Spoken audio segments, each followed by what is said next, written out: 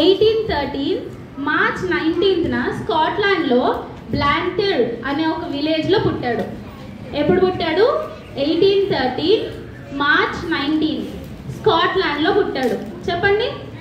March 19 1813 స్కాట్లాండ్లో పుట్టాడు. ఎక్కడ పుట్టాడు? వాళ్ళ డాడీ పేరేంటి? మమ్మీ పేరు ఆగ్నెస్ లివింగ్స్టన్. అయితే వీళ్ళకి 7 పిల్లలు అన్నమాట. ఎంతమంది పిల్లలు? 7 పిల్లలు. అయితే ఈ మిషనరీ వాళ్ళలో సెకండ్ చైల్డ్. వాళ్ళ మమ్మీ డాడీకి సెకండ్ చైల్డ్. అయితే వాళ్ళ డాడీ చాలా భక్తిపరుడు. వాళ్ళ డాడీ ఒక Sunday school teacher. And also కరపత్రికలు ఉంటాయి కదా, సువార్త పేపర్స్ మీద సువార్త రాసి ఉంటాయి, పాంప్లెట్స్. అవన్నీ ఇంటింటికి వెళ్తూ అవి పంచుతూ దేవుని సువార్త ప్రకటిస్తూ వచ్చేవాడు. అయితే చిన్నప్పటి నుంచి ఈ మిషనరీకి వాళ్ళ డాడీ మిషనరీ స్టోరీస్ చెప్తూ వచ్చేవాడు అనమాట. ఏ మిషనరీ ఏ ప్రాంతానికి వెళ్ళి ఎలా దేవుని కోసం సేవ చేశాడు అనే స్టోరీస్ అన్నీ ఈ మిషనరీకి వాళ్ళ డాడీ చెప్తా ఉంటే ఈయన కూడా నేను కూడా ఒకరోజు మిషనరీ అవుతాను అని చెప్పి ప్రేయర్ చేసుకుంటూ ఉండేవాడు అనమాట. అయితే వీళ్ళది చాలా పూర్ ఫ్యామిలీ. వీళ్ళ మమ్మీ డాడీ వాళ్ళు మిల్లో పనిచేసేవాళ్ళు అనమాట, కాటన్ మిల్. అయితే ఈయనకి 10 years రాగానే ఈయన కూడా ఫ్యామిలీలో వాళ్ళకి సపోర్ట్గా ఉండాలని చెప్పి ఆ మిల్లులో వాళ్ళ మమ్మీ డాడీతో పని చేయడానికి వెళ్ళాడనమాట. ఆ 10 years వయసులోనే, ఎంతమంది 10 years ఉన్నాయి ఇక్కడ? 10 years. మీరు ఇంట్లో పనులు చేస్తారా? చేయరా? బయటికి వెళ్ళి మనీ సంపాదించి తీసుకొచ్చే వాళ్ళు ఉన్నారా? 10 years వాళ్ళు లేరా? అయితే ఈయనకి 10 years ఉండగానే మిల్లులో వెళ్ళి పని చేసి వాళ్ళ ఇంటికి చాలా ఫైనాన్షియల్గా సపోర్ట్ చేస్తూ వాళ్ళ డాడీ మమ్మీకి హెల్ప్ చేస్తూ ఉండేవాడు అనమాట. అయితే అలాగే ఉంటూ స్కూల్కి వెళ్ళకుండా ఉండేవాడు కాదు. ఆయన పనికి వెళ్తూ ఇంట్లో చదువుకుంటూ తన జీవితాన్ని కొనసాగించుకుంటూ వచ్చాడు. అయితే ఈయనకి సైన్స్ అంటే చాలా ఇష్టం. ఎంతమందికి ఇష్టం సైన్స్ అంటే? ఇష్టమా? ఇష్టం లేదా సైన్స్ అంటే? అయితే ఈయనకి చేతులు దించండి. ఈయనకి సైన్స్ అంటే చాలా ఇష్టం. ఎందుకంటే యేసయ్య ఏది చేసినా కూడా దాని వెనకాల ఒక విధానం ఉంటుంది. ఇప్పుడు మనందరిని యేసయ్య సృష్టించాడు. అందరం ఒకటేలాగా ఉన్నామా? సేమ్ కలరా? మనందరం కళ్ళు ముక్కు నోరు అన్నీ ఒకటేలా ఉన్నాయా? లేవు కదా. మనందరం ఒక్కొక్క యూనిక్ పీస్ లాగా ఉన్నాం కదా. అలా యేసయ్య ఏది చేసినా కూడా అన్ని చెట్లు ఒకటేలాగా ఉండవు, అన్ని యానిమల్స్ ఒకటేలాగా ఉండవు కదా. అయితే ఇన్నిటిని యేసయ్య సృష్టించాడు. దీని వెనకాల ఒక ప్లానింగ్, ఒక విధానం ఉంది. అదే సైన్స్ అని చెప్పి ఆయన అనుకొని సైన్స్ని ఇష్టపడడం స్టార్ట్ చేశాడు. కానీ ఈయన వాళ్ళ డాడీకి సైన్స్ అంటే ఇష్టం లేదు. ఎందుకంటే ఎథీస్ట్ అంటే ఎవరో తెలుసా? ఎథీస్ట్ అంటే దేవుడు లేడు అని చెప్పే వాళ్ళని ఎథీస్ట్ అంటారు. ఏమంటారు? దేవుడు లేడు అని చెప్పే వాళ్ళని ఏమంటారు? అయితే వాళ్ళందరూ ఏమంటారంటే ఈ సృష్టి మనందరము ఎలా వచ్చాము? సైన్స్ ద్వారా వచ్చాము అని చెప్తారు. దేవుడు లేడు, మనందరం మంకీస్ నుంచి ఎవాల్వ్ అయ్యి వచ్చాము అని చెప్తారు. అవునా? మనం మంకీస్ నుంచి వచ్చామా? ఎలా క్రియేట్ చేశారు మనల్ని?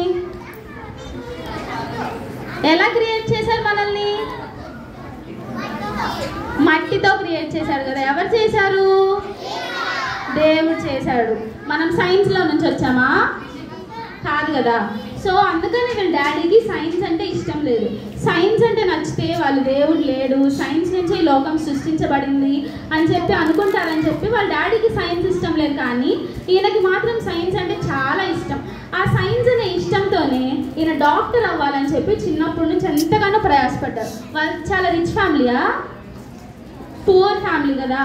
అయినా కూడా ఆయన సంపాదించుకుంటూ ఆయన పనికి వెళ్తూ అలాగే డాక్టర్ చదివి ఒక డాక్టర్గా ఆయన అయ్యాడు. డాక్టర్ అయిన తర్వాత ఆయనకి చైనాకి మిషనరీగా వెళ్ళాలనే డ్రీమ్ ఉండేది అనమాట. చైనా అంటే అది చాలా కమ్యూనిస్ట్ ప్లేస్. ఇప్పటికీ క్రిస్టియన్స్ని పబ్లిక్గా లైక్ మనం బయట మీటింగ్స్ పెట్టుకుంటాం, సువార్తకి వెళ్తాం కదా, అలా అక్కడ వెళ్ళడానికి వీలు లేదు. చాలా కఠినంగా ఉంటుంది చైనాలో. సో అలాంటి ప్లేస్లో ఈయన వెళ్ళి సువార్త చెప్పాలని చెప్పి అనుకున్నాడు. ఎప్పుడు ఆయన డాక్టర్ అయిన తర్వాత. అయితే ఆయన డాక్టర్ కాబట్టి ఒక మెడికల్ క్యాంప్కి అటెండ్ అయినప్పుడు రాబర్ట్ మొఫట్, చెప్పండి.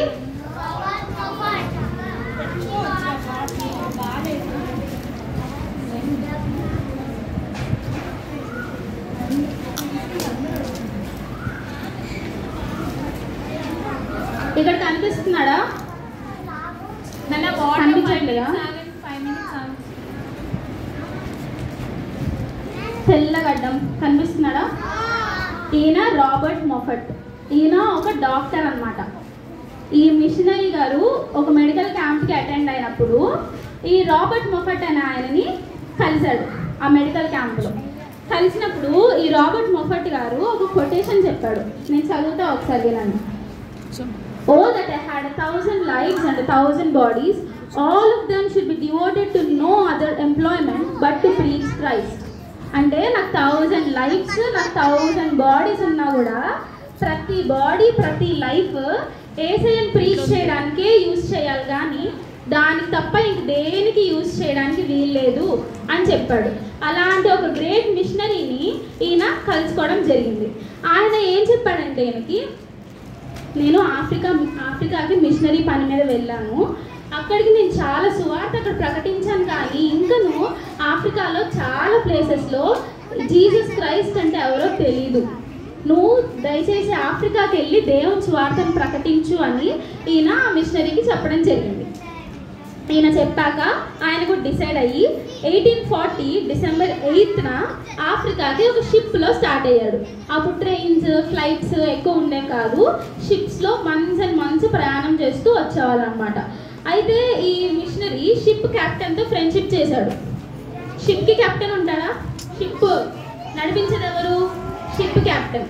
అయితే ఆ షిప్ క్యాప్టెన్తో ఫ్రెండ్షిప్ చేసి ఆ ఆఫ్రికా యొక్క మ్యాప్, నావిగేషన్ ఎలా నావిగేట్ చేయాలి, ఆఫ్రికాలో దిగాక ఏ ప్లేస్కి ఎలా వెళ్ళాలి అని చెప్పి ఆ షిప్ క్యాప్టెన్తో ఫ్రెండ్షిప్ చేసి ప్రతి ఒక్క చిన్న విషయం తెలుసుకోవడం జరిగిందనమాట.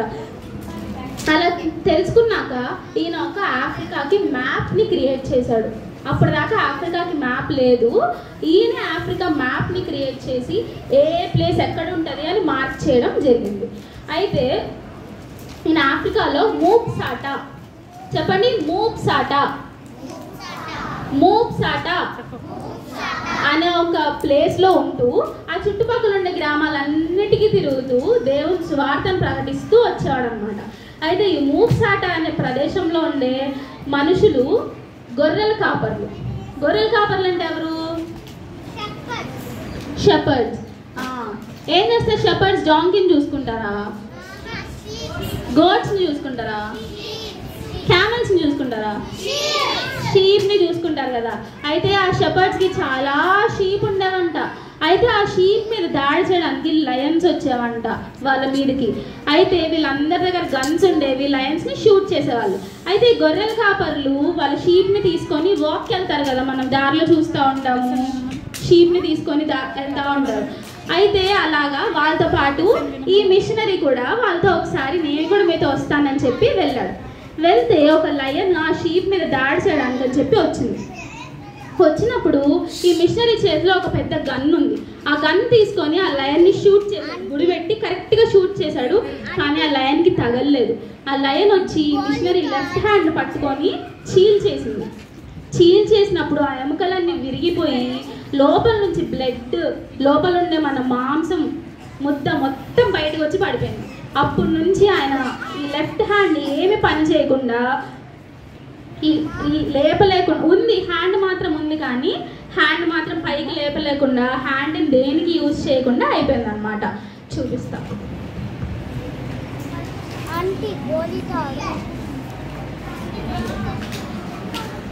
ఇదిగోండి, ఆయన షూట్ చేస్తున్నాడు లయన్ని. మీరు ఎందుకు లెగిస్తున్నారు? మీరు లెగిస్తే మీకు కాల్ కనిపిస్తుందా? లయన్ వచ్చి ఆయన ఎలా కలిసిందో చూపిస్తా.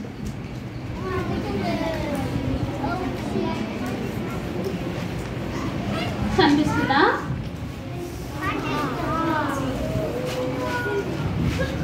ఇటు చూపించు. ఇలా ఎక్కి ఆయన లెఫ్ట్ హ్యాండ్ ని మొత్తం చీల్చేసి లాగేసింది అనమాట. ఏంటది? లయన్. అయితే ఆయన లెఫ్ట్ హ్యాండ్ అప్పటి నుంచి పని చేయకుండా అయిపోయింది అనమాట. అయితే 1845 జనవరి 9న రాబర్ట్ మఫెట్ అని ఇందాక ఒక ఆయన గురించి చెప్పా కదా, వాళ్ళ కూతుర్నే ఈ మిషనరీ పెళ్లి చేసుకోవడం జరిగింది. వాళ్ళ కూతురు పేరు మేరీ.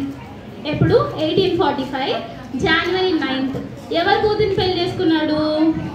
రాబర్ట్ మఫెట్ వాళ్ళ కూతురు మేరీని పెళ్లి చేసుకున్నాడు. వినాలి గర్ల్స్. అయితే వాళ్ళకి పిల్లలు పుట్టాక వాళ్ళని ఇంగ్లాండ్ అనే దేశంకి పంపించాడు. ఇదిగో వాళ్ళ ఫ్యామిలీ.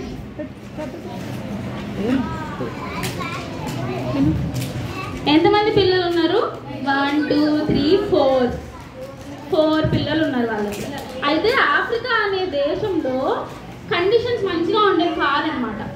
అక్కడ ఎండ ఎక్కువగా ఉంటూ తినడానికి తిండి సరిగ్గా లేక అలాంటి సిచ్యువేషన్లో ఉన్నప్పుడు ఈయన వాళ్ళ ఫ్యామిలీని ఇంగ్లాండ్కి పంపించేసి వీళ్ళని అక్కడ ఉండమని చెప్పి ఈయన మాత్రమే ఆఫ్రికాలో మిషనరీగా ఉంటూ వచ్చేవాడు. అయితే వీళ్ళ ఫ్యామిలీని పంపించేసిన తర్వాత ఆఫ్రికాలో ఉన్న హీట్కి, ఆ వేడికి ఈయన స్కిన్ అంతా బ్లాక్గా అయిపోవడం జరిగింది. ఆఫ్రికా వాళ్ళని ఎప్పుడైనా చూసారా? ఎలా ఉంటారు ఆఫ్రికా వాళ్ళు? తెల్లగా ఉంటారు కదా, తెల్లగా నల్లగా ఉంటారా? ఎందుకు? అక్కడ వేడి అలా ఉంటుందంట. ఆ వేడికి వాళ్ళ స్కిన్ బ్లాక్గా అయిపోతుంది. అయితే ఈ మిషనరీ కూడా ఆయన ఆఫ్రికాలో ఉంటూ సేవ చేస్తున్నాడు కాబట్టి ఆయన స్కిన్ కూడా బ్లాక్గా అయిపోయింది.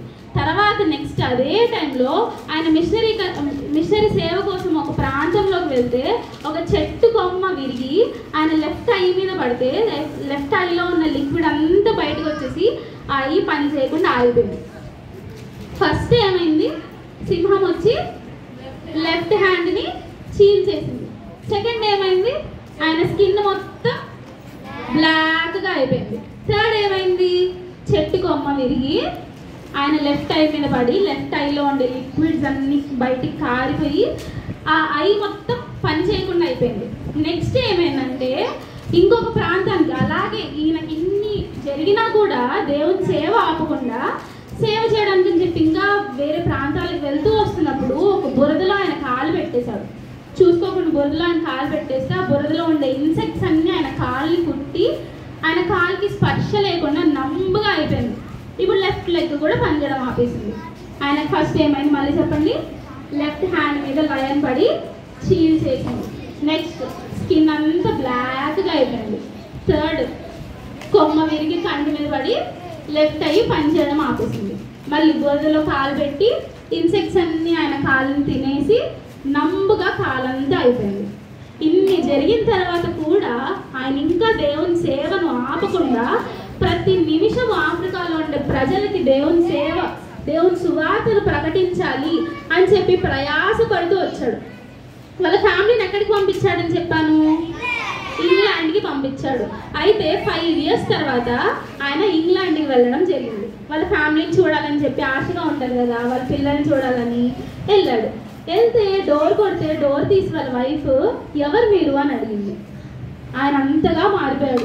మరి స్కిన్ అంతా బ్లాక్ అయిపోయింది, పార్ట్స్ అన్ని ఏమి పని చేయట్లేదు కదా. ఆవిడ కూడా కనుక్కోలేని సిచ్యువేషన్లోకి ఆయన బాడీ, ఆయన లైఫ్ అయిపోయింది అనమాట. అయితే ఇంకా ఆమెకి జరిగిందంతా చెప్పిన తర్వాత వాళ్ళ ఫ్యామిలీ కూడా మేము కూడా నీతో పాటు ఆఫ్రికాకు వచ్చి సేవ చేస్తాము అని చెప్పి ఇంగ్లాండ్ నుంచి వాళ్ళ ఫ్యామిలీ అంతా ఇంతో పాటు ఆఫ్రికాకు వచ్చేసారు. ఆఫ్రికాకు వచ్చేసిన తర్వాత మలేరియా తెచ్చారు. విన్నారా? మలేరియా డెంగ్యూ అన్ని ఫీవర్స్ కదా ఇవన్నీ. అయితే ఆఫ్రికాలో వీళ్ళ ఫ్యామిలీ ఆఫ్రికాకు వచ్చేసిన వెంటనే మలేరియా అనే ఆ డిసీజ్ స్ప్రెడ్ అవుతా వచ్చింది. అందరికి స్ప్రెడ్డింగ్ డిసీజ్గా మారిందనమాట.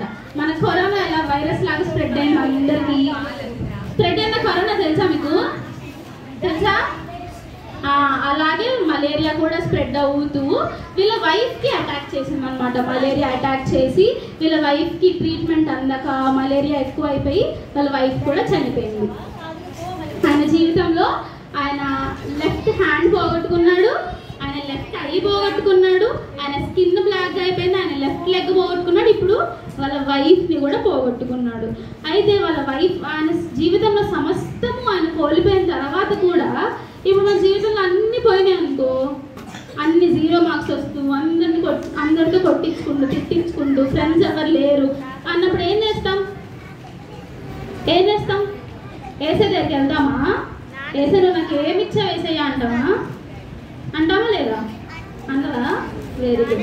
అయితే ఈయన లైఫ్లో అన్ని కోల్పోయినా కూడా ఆ సిచ్యువేషన్లో దేవుని సన్నిధిలో మోకరించి, దేవా ఇప్పుడు దాకా నేను ఎన్నో కోల్పోయాను, అయినను సరే ఇప్పటికి నా సమస్త జీవితాన్ని నీకే సమర్పించుకుంటున్నా, ఇప్పటి నుంచి ఏది చేసినా కూడా నీ నామానికి మహిమకరంగా నేను చేస్తాను అని చెప్పి ఆయన సరెండర్ చేసుకున్నాడు దేవుని సన్నిధిలో. ఎలాంటి సిచ్యువేషన్లో సరెండర్ చేసుకున్నాడు? ఎంజాయ్ చేస్తూ సరెండర్ చేశాడా? ఎలాంటి సిచ్యువేషన్లో? అన్ని కోల్పోయిన సిచ్యువేషన్లో తను దేవునికి సమర్పించుకొని సరెండర్ చేసుకున్నాడు అనమాట. అయితే ఆయనకు ఒక డ్రీమ్ ఉండేది. మీరందరికీ డాక్టర్, పోలీసు, పాస్టర్ వాళ్ళ డ్రీమ్స్ ఉన్నాయి కదా, ఆయనకు మాత్రం ఒక డ్రీమ్ ఉండేది. ఆఫ్రికాలో 1000 విలేజెస్లో ఆయన స్వార్థ ప్రకటించాలని ఆయనకు డ్రీమ్ ఉండేది. ఎన్ని విలేజెస్? 1000 విలేజెస్. చెప్పండి. 1000 విలేజెస్లో ఆయన స్వార్థ చెప్పాలని చెప్పి ఆయనకి డ్రీమ్ ఉండేది అనమాట. అయితే ఆ డ్రీమ్ ఆయన ఫుల్ఫిల్ చేసుకున్నాడు. 1000 విలేజెస్కి ఆయన సువార్తని చెప్పాడు. సిటీస్ కాదు, పెద్ద పెద్ద సిటీస్, అన్ని ఫెసిలిటీస్ ఉన్న సిటీస్ కాదు, విలేజెస్. అక్కడ తినడానికి తిండి ఉండదు. మనుషులు ఆఫ్రికాలో అప్పుడు ఎలా ఉండేవాళ్ళంటే మనుషుల్ని కూడా తినేవాళ్ళు అనమాట, క్యానిబల్స్ ఉండేవాళ్ళనమాట. అలాంటి ఏరియాలోకి ఈయన వెళ్ళి సువార్త చెప్పాడు. అయితే మిగతా మిషనరీస్ కోసం ఇందాక చెప్పానా, మ్యాప్ని తయారు చేశాడు. ఆఫ్రికాకి మ్యాప్ని తయారు చేశాడు అనమాట. అయితే ఆయన జీవితంలో చివరి దశలోకి వచ్చేసాడు అనమాట. ఆయన లాస్ట్ ఇంకా చనిపోయే ముందు స్టేజ్ వరకు వచ్చేసాడు. ఆ స్టేజ్లో ఆయన సిచ్యువేషన్ ఎలా ఉందంటే, 2 మనుషులు ఆయన క్యారీ చేయాల్సిన సిచ్యువేషన్ వచ్చిందనమాట. ఆయన నడవలేని పరిస్థితి. కర్రకి ఆయనని వేలాడదీసి ఆయనని 2 క్యారీ చేయాల్సిన పరిస్థితి వచ్చింది. కనిపిస్తుందా?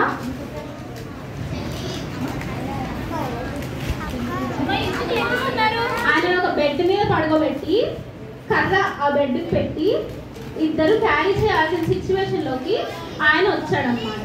అలాంటి సిచ్యువేషన్లో ఆయనకి చాలా డిసీజెస్ అటాక్ అయ్యి, ఎందుకంటే అక్కడ కండిషన్స్ మంచిగా ఉండవు కాబట్టి చాలా డిసీజెస్ అటాక్ అయ్యి ఒక 6 ఇయర్స్ లోకానికి ఆయన కనిపించకుండా మరుగైపోయాడు. లోపల వెళ్ళిపోయి ఆయన హైడ్ చేసుకున్నాడు అనమాట. 6 ఇయర్స్. ఎన్ని ఇయర్స్? 6 ఇయర్స్. అయితే ఆయనకి ఉన్న రోగాలకు అన్నిటికీ మెడిసిన్ తీసుకొని ఒక ఆయన వచ్చాడు. ఆయన వైట్ బాయ్. అంటే ఎక్కడి నుంచి వచ్చినట్టు? అమెరికా నుంచి వచ్చినట్టు. ఆఫ్రికన్స్ని బ్లాక్స్ అనేవాళ్ళు, అమెరికన్స్ని వైట్స్ అనేవాళ్ళు అనమాట. అయితే ఒక వైట్ బాయ్ ఆఫ్రికాకి వచ్చి ఈయన కోసం మెడిసిన్ తీసుకొని వచ్చాడు. మెడిసిన్ తీసుకొని వచ్చి ఆయనకి ఈయన ఏం చేసేవాడు? మిషనరీ, దేవుని సువార్తను ప్రకటించేవాడు కదా. ఈ మెడిసిన్ తీసుకొచ్చిన ఆయన దేవుణ్ణి నమ్మని నాస్తికుడు. ఆయన ఒక రిపోర్టర్. ఆయన పేరు హెన్రీ స్టాన్లీ. చెప్పండి. Henry Stanley. చెప్పండి. Henry Stanley. అయితే ఈ మిషనరీకి హెన్రీ స్టాన్లీ అని ఆయన ఎలా తను పరిచయం చేసుకున్నాడంటే, నేను ఒక రిపోర్టర్ని, నేను దేవుణ్ణి నమ్మను, నేను దేవుణ్ణి నమ్మే వ్యక్తిని కాదు అని తను పరిచయం చేసుకున్నప్పుడు ఈ మిషనరీ ఈ హెన్రీ స్టాన్లీని ఆయనతో ఉండమని చెప్పి అడుగుతాడు. 4 months ఈ దేవుణ్ణి నమ్మని వ్యక్తి ఈ మిషనరీతో ఉంటాడనమాట. ఉన్నప్పుడు ఆ 4 monthsలోనే దేవుని ప్రేమను ఆయన తెలుసుకొని, దేవుడు లేడు అని చెప్పే వ్యక్తి దేవునికి తన జీవితాన్ని అదే ఆఫ్రికా ప్రాంతంలో ఆయన జీవితాన్ని దేవునికి సమర్పించుకొని మారుమనసు పొంది దేవునికి కంప్లీట్గా సరెండర్ అయిపోతాడు. ఈ మిషనరీ తన లైఫ్లో లాస్ట్ స్టేజ్లో ఉన్నాడనమాట. అన్ని కోల్పోయి ఇంకా చనిపోయే స్టేజ్లో ఉన్నప్పుడు కూడా ఒక వ్యక్తిని రక్షించడం జరిగింది. అయితే 1873 May 1 జాంబియా. ఎక్కడ? జాంబియా. ఇది ఆఫ్రికాలోనే ఉంటుంది. జాంబియా అనే ప్రాంతం. ఏ ప్రాంతం చెప్పండి? జాంబియా. అయితే ఆ జాంబియా అనే ప్రాంతంలో ఒక గుడిసెలో ఈ మిషనరీ ఉండేవాడు. అయితే ఆయన ఒకరోజు ఆయన చుట్టూ ఉండే వ్యక్తుల్ని ఆయన మోకరించడానికి హెల్ప్ చేయమని చెప్పి అడుగుతాడు. ఇక్కడ చూడండి, ఇక్కడ మోకరించున్నాడు ఆయన, కనిపిస్తుందా? ఆయన లేలేని సిచ్యువేషన్, ఆయన చుట్టూ ఉండే వ్యక్తుల సహాయం తీసుకొని ఆయన మోకరించాడు.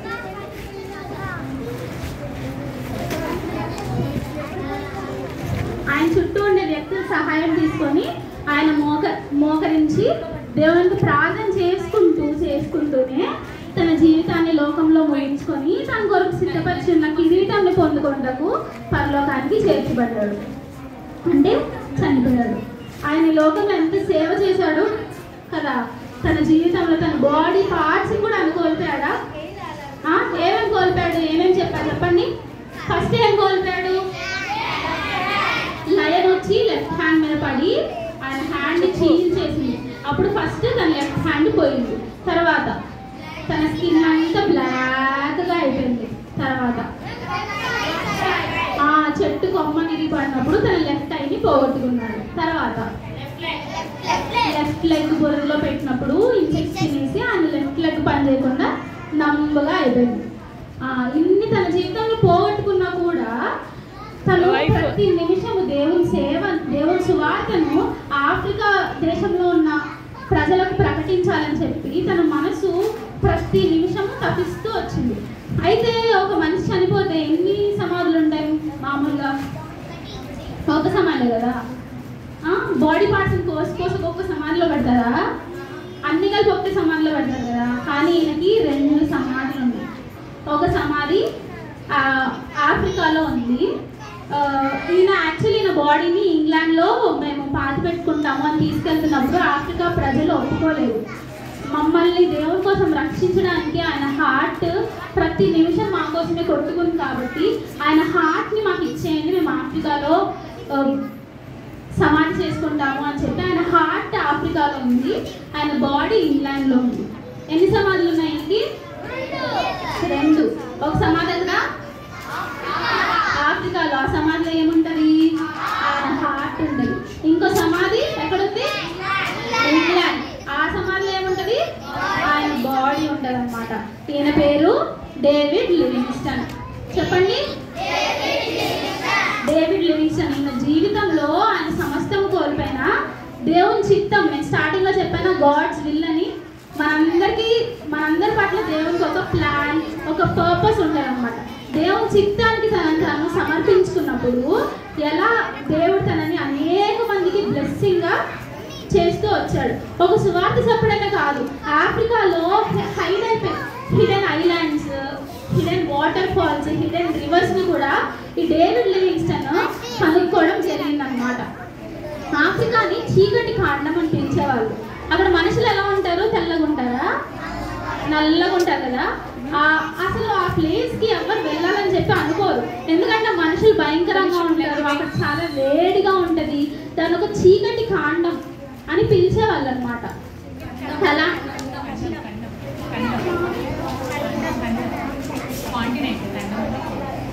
చీకటి కాంటినెంట్ అంటే డార్క్ కాంటినెంట్గా పిలిచేవాళ్ళు అనమాట.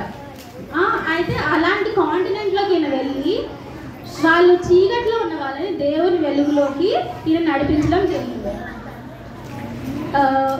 ఈయన వాళ్ళ డాడీ పేరు ఏంటి? నీల్ లివింగ్స్టన్. వాళ్ళ డాడీ పేరు ఏంటి? వాళ్ళ మమ్మీ పేరు ఆగ్నెస్ లివింగ్స్టన్. వాళ్ళ మమ్మీ పేరు ఏంటి? వాళ్ళ డాడీ పేరు